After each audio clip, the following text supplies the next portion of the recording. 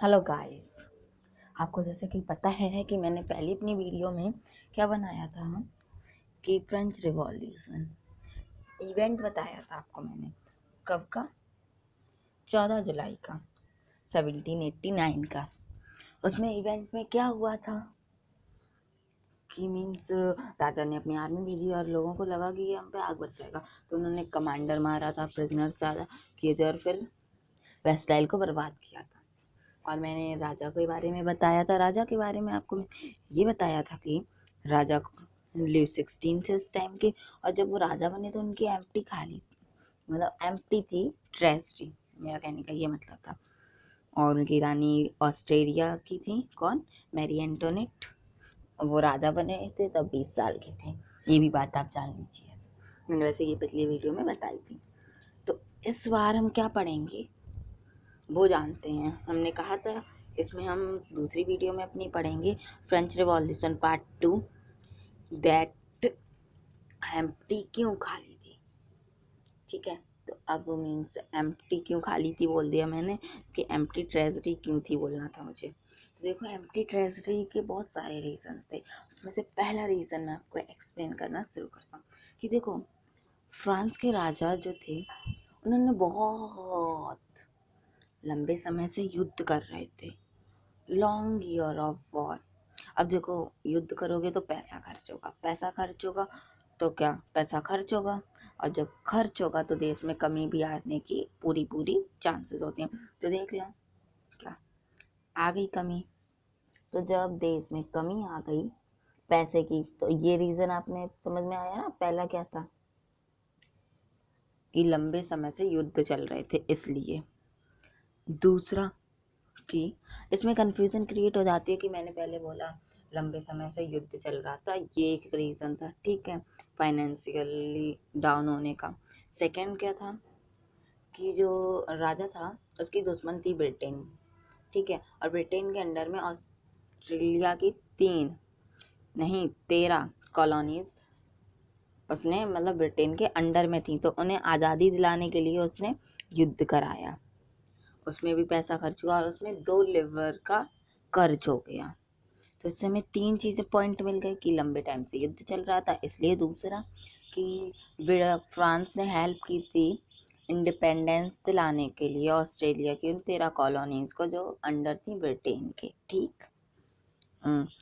और वो ने का जो वो था, ध्यान से सुनना, उन पे 2 बिलियन लिवर का कर्जा हो गया था। अब ये जिससे कर्जा लेते थे उसका भी तो वो कुछ इंटरेस्ट तो पे लेता ही होगा ना, तो वो 10% इंटरेस्ट लेता था।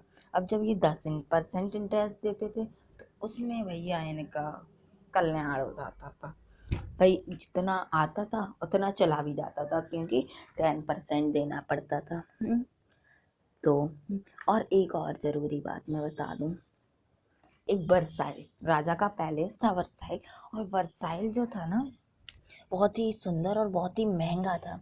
तो जो चीज़ महंगी होती है तो भैया महंगी उसकी मेंटेनेंस कॉस्ट होती है। क्यों? अब देखो, एग्जांपल दे रहा हूँ फाइबर की। अगर आप केबल लो और अगर इसे यूज़ करो, उसमें कोई खराबी हो जाए तो आपको उसमें पैसा भी बहुत ज़्यादा लगाना पड़ता है, जैसे कि वो बहुत महंगी होती है। वैसे ही वर्साइल भी बहुत महंगा था और उसमें मेंटेनेंस कॉस्ट भी बहुत ज़्यादा थी, ये कारण भी था। अब रेगुलर भी तो एक्सपेंसेस होते हैं कुछ। अब अपनी आर्मी को मेंटेन करना, को मेंटेन करना, गवर्नमेंट ऑफिसर्स को पैसा देना, वगैरह वगैरह, ठीक है, ये भी एक बहुत बड़ा रीज़न था। अब देख लो, अब देखो, वो थर्ड स्टेट से सबसे बड़ी बात देखो, आपको एक और बात बता दूं, जो फ्रेंच सोसाइटी थी वो 3 स्टेट पे बेस्ड थी। First state, second state, third state. इसकी हम अभी थोड़ी देर में ही बात करेंगे, पर एक और बात जानो, थर्ड स्टेट से टैक्स लिया जाता था। अब ये बात मैं आपको आगे एक्सप्लेन करूँगा कि थर्ड स्टेट से टैक्स लिया जाता था तो वो एक मेजर रीज़न कैसे बना। तो आपको मैं रीजंस बता दूं कौन कौन से बने, कैसे बने। तो ध्यान से देखना, फर्स्ट रीजन होगा long year of war had drained the financial resource of France, ठीक। Second, added to this was the cost maintaining an extravagant court at the inmains of Versailles. Third, under Louis XVI France held the 13 American colony to gain their independence from the common enemy Britain. यानी America ना बोल के Australia बोल रहा था, तो sorry. The French have debt that had already risen to more than 2 billion livres. मैंने जो बोला है वही सही जाता है.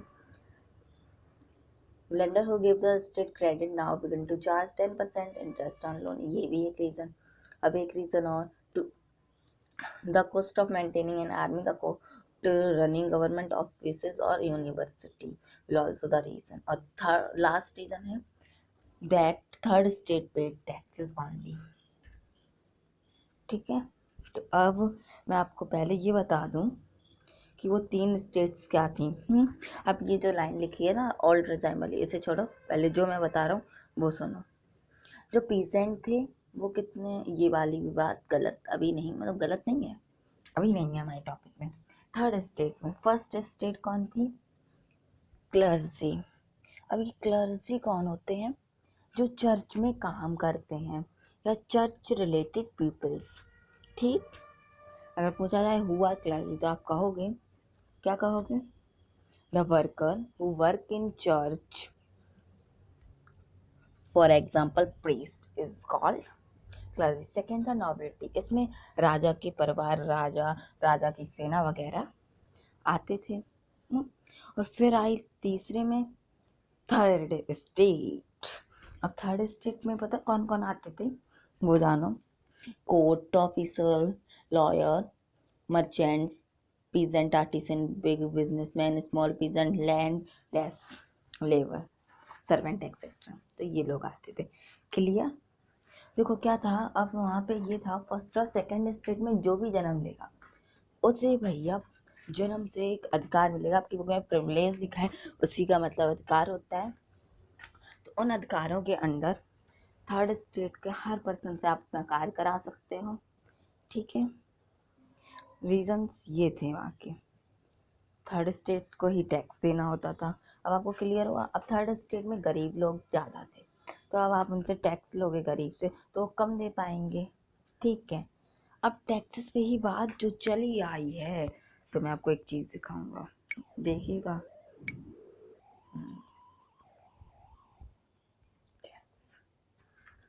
पहले टैक्स पे बात करते हैं कि ये था हमारा टेथ. ठीक, दूसरा था हमारा टैली. वो कैसे लिख रहा है ये टैली, ये ए बनी है प्लीज. ठीक, टिथ और टैली. आ जाओ, हम टैक्स में टिथ पहले पढ़ेंगे. टैक्स टिथ जो था वो हमें चर्च को देना होता था. अब आपको थोड़ी कंफ्यूजन हुई होगी, मैं समझ सकता हूँ, है ना? हुई है. हाँ सर हुई है. क्यों हुई है? क्योंकि चर्च को देना पड़ता से हमें कंफ्यूजन हो रही है. चर्च को कैसे दिया जाता है? हाँ, तो यहाँ पे चर्च का मतलब सीधे ये नहीं है हम चर्च के लिए देते थे. यहाँ मतलब है आप कहो टू फर्स्ट सेकेंड स्टेट, पहली दूसरी स्टेट को ये टैक्स दिया करते हैं. तो अगर आपको डेफिनेशन में ये लिखना हो कि the tax which are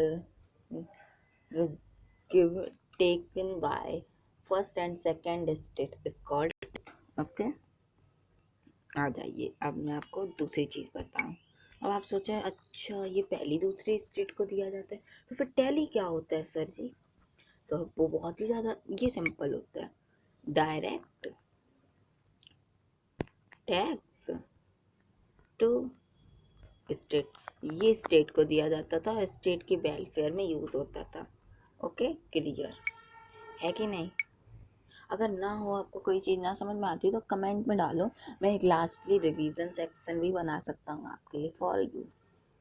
If you demand to me, single student demand me that please make a revision video, तो मैं बना दूंगा. मुझे कोई प्रॉब्लम नहीं है. मुझे क्या दिक्कत है, आप लोगों की पढ़ाई अच्छी हो, मुझे तो बस यही चाहिए. आ जाओ, आगे पढ़ा दूंगा आपको. तो हमने इतना, वही पहला पेज तो हमने पढ़ लिया. वहाँ पे मैंने एक चीज़ आपको नहीं बताई थी वो मैं बता दूँ। लिव्र, ये लिव्र क्या होती है? वहाँ पे करेंसी थी जो कि फ्रांस की करेंसी ही लिव्र थी, जो कि 1794 से बंद हो गई थी। अब ये जान लीजिए। जो मैंने यहाँ पे, आप आइए सेकंड थर्ड पे, सेकंड पे, the society of state was part of the federal system that date back to the middle ages. The term old regime is usually used to describe the society and institution of France before 1789। Okay, clear हो गया सच्ची? ऐसे मत कहना please. अच्छा, मैं आपको बताता हूँ क्या था फेडरल सिस्टम। फेडरल सिस्टम, अब सोचो ये होता क्या है सर जी? तो मैं बताता हूँ ना सर जी। फेडरल सिस्टम एक ऐसा सिस्टम होता है कि हम किसी और की ज़मीन पर काम करते हैं। ठीक है, जैसे कि मेरी ज़मीन पे आप लोग काम करें, इस सिस्टम को हम फेडरल सिस्टम कहेंगे। ठीक, जिसे हम ओल्ड टाइम के थ्रू भी कहते हैं। जो भी सब 1789 से पहले हुआ था, क्योंकि 1789 में तो रिवॉल्ट स्टार्ट हुआ था ना, तो उससे पहले जो भी हुआ था या तब तक जो भी हुआ था, सीधी सी बात, उसे ओल्ड रिजाइम के टर्म से हम डिस्क्राइब करते हैं। अब आपके नेक्स्ट पेज पे एक चित्र दिया होगा, देख लो, पेपर में आने की आशंका होता। इसमें क्या है? एक गरीब इंसान एक अमीर इंसान को दे रहा है सामान, बहुत सारी चीजें हैं, ग्रेन वाटर जो भी है आपको भैया, ठीक है। और वो अमीर आदमी मना नहीं कर रहा है, नहीं तुम्हारे पास नहीं है, तुम रखो, मुझे मत दो।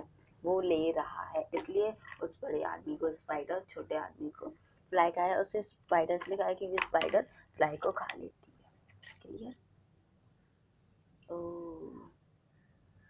और एक लिखा होगा डेविल हैज मोर वाला। देखो, राक्षस के पास बहुत सारा है पर वो तब भी और चाहते हैं। इसका मतलब सिर्फ इतना ही है, कोई बात नहीं। अब आ जाओ नीचे वाले टॉपिक पे, the struggle to survive, struggle जीने के लिए।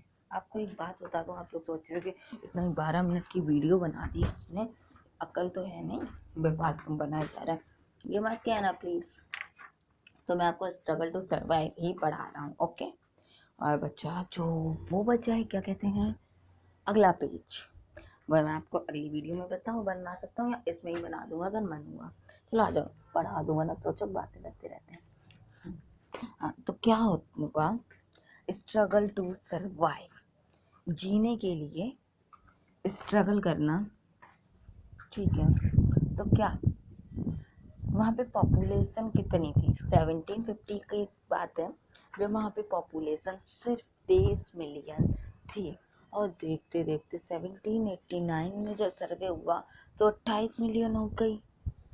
ठीक है, तो इतनी पॉपुलेशन हो गई, पॉपुलेशन तो इंक्रीज हो गई, पर फूड की जो डिमांड थी वो इंक्रीज नहीं हो पाई। अब ध्यान से सुनिएगा, तो जब फूड सबको प्राप्त नहीं होगा तो क्या होगा? बेसिक नीड्स खतरे में जाएंगी। इसको हम कहते हैं सब्सिस्टेंस क्राइसिस। ठीक है, आपकी बुक में दिया भी होगा, मैं पूरा टॉपिक आपको अच्छे से एक्सप्लेन कर दिया कि जैसे ऐसे करा रहा हूँ, वरना तो एक एक लाइन से आपको पढ़ लेनी पड़ेगा। तो देख लो आप, द स्ट्रगल टू सर्वाइव में मैंने आपको बताया कि 1715 में 23 मिलियन थी, 1789 में आपकी 28 मिलियन थी। ठीक, ओके सर। तो फिर खाना नहीं बढ़ पाया उनका भाई, ग्रेन में इंक्रीजमेंट नहीं हुई, हार्वेस्ट ज़्यादा नहीं हुई। और ये क्या, एक रीज़न और सुन लो, ग्रेन ज़्यादा क्यों नहीं हो पाई? इसके पीछे रीज़न ये था कि जो हार्वेस्टिंग हो रही थी वहाँ पे बैड क्लाइमेट के कारण, बैड वेदर के कारण कहीं सूखा पड़ गया तो कहीं पे ओले पड़ गए। हेल का मतलब वहाँ पे ओले है, ड्राउट का मतलब सूखा है, होने के कारण हार्वेस्टिंग कम हो गई। आगे आपको और भी पता चलेगा, 1789 की बात है ना ये, इसलिए। और क्या रीज़न थे सब्सिस्टेंस क्राइसिस के? अभी वो सब्सिस्टेंस क्राइसिस जो था वो एक ऐसी कंडीशन जिसमें एक इंसान अपनी बेसिक नीड्स को फुलफिल ना कर पाए और उसकी बेसिक नीड्स खतरे में हो जाएं, उसे ही हम कहते हैं सब्सिस्टेंस क्राइसिस। तो अब इसके रीजंस क्या थे? ये रीज़न था कि ब्रेड का प्राइस ज़्यादा था, प्राइस इसलिए था क्योंकि उसके प्रोडक्शन कम था। ठीक, अब कुछ लोगों की जो लेबर्स का जो बेस था, बेस मतलब सैलरी, वो फिक्स थी। ठीक है, अब जब फिक्स थी तो वही जितना मिलता था उसमें तो वो मिल नहीं पाता था। और भी कई सारे रीजन मैं आपको बताऊं जितने हैं आपकी बुक में। और ये वेजेस जो थी वो बढ़ नहीं रही थी उनकी, इससे गरीब और अमीर में क्या आ रहा था, गैप आ रहा था। ठीक। ओ चलो ठीक है ठीक है ठीक है। मैं आपके लिए एक सब्सिस्टेंस क्राइसिस पे अच्छे से एक वीडियो अलग से बनाऊंगा, ठीक है। और जिसे यहाँ से अच्छा ना लगा हो उस पर मैं मेजर रीज़न और भी लाऊंगा, आप वो वीडियो भी देखिएगा, पर मैं चैप्टर ख़त्म करने के बाद ही बनाऊंगा। ठीक, आ जाओ आगे बढ़ा देते हैं। अब ये क्या बात हुई, देखो बहुत सारे लोग रिवॉल्ट में आ गए। अब आगे में नेक्स्ट पेज पे मैं पढ़ा रहा हूँ, growing middle class envisages at end to privileges. ठीक। तो देखो क्या था, पीजेंट वगैरह ने सोचा हाँ हमें पार्टिसिपेट करना चाहिए, रिवॉल्यूशन रिवॉल्ट करना चाहिए। क्यों? क्योंकि टैक्स बढ़ रहा है, और टैक्स बढ़ रहा है तो फूड की कमी है उसके लिए। हम अपने सब्सिस्टेंस क्राइसिस भैया पड़ रही है। तो क्या किया, थर्ड स्टेज। अब ये यूरोप में टाइम चेंज हुआ, टाइम पीरियड में चेंजेस आई कि मॉडर्न शिप इंक्रीजमेंट हुई मॉडर्न शिप में। ठीक है, तो क्या होगा वो जानने। अब कुछ थर्ड स्टेट के लोग जो थे वो प्रॉस्पेरस हुए और एजुकेटेड होने लगे, उनके बच्चे तो एजुकेटेड होंगे क्योंकि इनमें पैसा आने लगा। पैसा कहाँ से आने लगा, ट्रेड करके, सिल्क वगैरह से मैन्युफैक्चरिंग करके। अच्छा सर जी, ठीक है, ऐसे करके। तो अब इस ग्रुप को क्या कहा गया, मिडिल क्लास। अब इस ग्रुप को मिडिल क्लास इसलिए कहा गया क्योंकि देखो ये थर्ड स्टेट के गरीब थे नहीं, और फर्स्ट सेकंड स्टेट के अमीर भी नहीं थे, इसलिए ये मिडल में फंसे थे। लोअर भी नहीं, हाई भी नहीं थे, तो मिड बचा, तो ये मिडल, ये क्लास कहलाई। अब देखो लोग अब लॉयर बनने लगे, अदर मतलब थर्ड स्टेट के लोग। और ये पढ़े लिखे, अब ये बताओ जो पढ़ा लिखा आदमी होगा उससे तुम पिंजरे में बंद कर दो, कह दो यही तुम्हारा राइट है, तो वो कहेगा ये गलत है, और सबको पिंजरे में बंद नहीं किया है, मुझे किया है, मुझे मेरा राइट चाहिए। वैसे ही उन्होंने कहा किसी भी इंसान को भैया जन्म से अधिकार देने की क्या बात हो गई, भाई ये तो गलत है। तो उन्हें अब अकल आ गई, ठीक है। तो फिर क्या हुआ आगे बता दूँ मैं आपको। कुछ फिलोसफर्स आए, जॉन लॉकी। अब मैं आपको जॉन लॉकी की बताता हूँ। इन्होंने एक बुक लिखी, टू ट्रेस्टी ऑफ गवर्नमेंट। इसमें क्या था, इन्होंने लिखा जो लोग मानते थे डिवाइन, लिखा होगा मतलब दैविक, राजा एक दैविक है, दैविक शक्ति है जिससे अधिकार है पूरी अपने मतलब देश को, राज्य को चलाने की, हर फैसला लेने की। ये उन्होंने रिफ्यूज़ कहा। इन्होंने कहा ये ऐसा कुछ नहीं होता है कि राजा ही के पास सारी पावर्स हों, राजा जो चाहे वो करे, ऐसा नहीं होता है। उन्होंने ये बात कही अपनी बुक से। और अब दूसरे ने जीन जैक्यू रसोइयो, ये जीन जैक्यू रसोइयो ने एक अपनी बुक लिखी था, सोशल कॉन्ट्रैक्ट। इसमें लिखा नहीं है उतना, पर मैं बताता हूँ कि इन्होंने इसमें सुझाव दिया, वन पर्सन वन वोट। आगे बताया जाएगा, मैं आपको अभी बता देता हूँ। वन पर्सन वन वोट, हर आदमी के पास एक वोट होना चाहिए। अब तीसरे थे मॉन्टेस्क्यू, ठीक है। इन्होंने क्या बता दिया, इनकी बुक कौन सी थी, चल मैं बता दूँ, आप लोग सोचिए, कमेंट बॉक्स में लिखिए, मैं 2 मिनट में बताऊंगा।